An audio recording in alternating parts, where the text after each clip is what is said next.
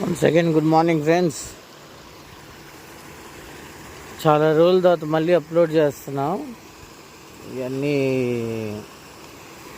Seed అంటే రొయ్యి పిల్లలు వచ్చిన కవర్లు అండి. దాంట్లో వస్తాయి. ఒక్కొక్క కవర్లో ఎట్లా కదా 2 lakhs వచ్చి 2000 పడతాయి. దాన్ని బట్టి రైతు ఎన్ని కావాలో దాని ప్రకారం అడ్జస్ట్ చేసుకుంటూ స్పూనింగ్ అనేది జరుగుద్ది. చాలా రోజుల తర్వాత మళ్ళీ అప్లోడ్ చేస్తున్నాను. ఎందుకంటే కొంచెం ఇన్ఫర్మేషన్ నాకు తెలిసిన వాళ్ళు కూడా ఎవరైనా నాకేమైనా చెప్తారేమో అని.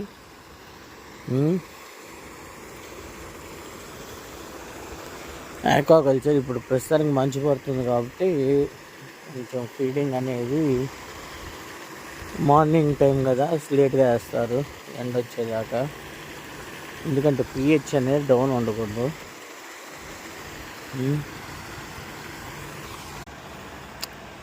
మేము వాడేది అవంతి ఫీడ్ అండి.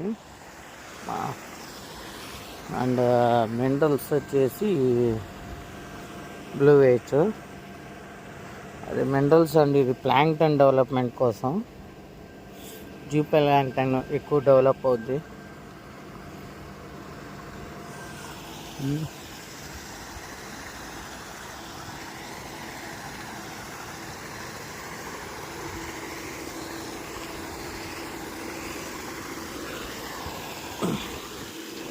అండ్ ఇది probiotic చాలా బాగా వర్కౌట్ అవుతుంది.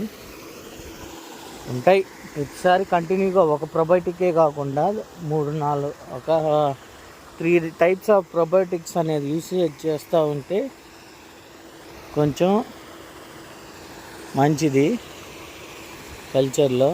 ఒకే probiotic కంటిన్యూ చేయకుండా. ఇంకా కొంతమంది సీడ్ కూడా వేయలేదు. చాలా వరకు దగ్గర 75% వేస్తున్నారు. మిగతా 25% రైతులు ఫార్మర్స్ వాటర్ ఫెసిలిటీ అందుబాటు కాక ఇబ్బంది పడుతూ పంపింగ్ చాలా స్లో అవుతుంది. అవి 20 days 30 days కూడా అయ్యే ఛాన్సెస్ ఉంటాయి. అట్లా ఉంటుందండి ఆక్వాకల్చర్లో. కొంచెం మనకి ఇబ్బందులు చిన్న ఇబ్బందులు కాదు, పసిపిల్లలను చూసుకున్నట్టు చూసుకుంటారు. వాళ్ళకంటే ఇంకా ఎక్కువగా చూసుకుంటారు కల్చర్లో. నీట్నెస్ కానీ మెయింటెనెన్స్ కానీ. ఇంకా ఫర్దర్ ఇన్ఫర్మేషన్ మీకు చెప్తా ఉంటాను. టచ్లో ఉండండి. Thank you.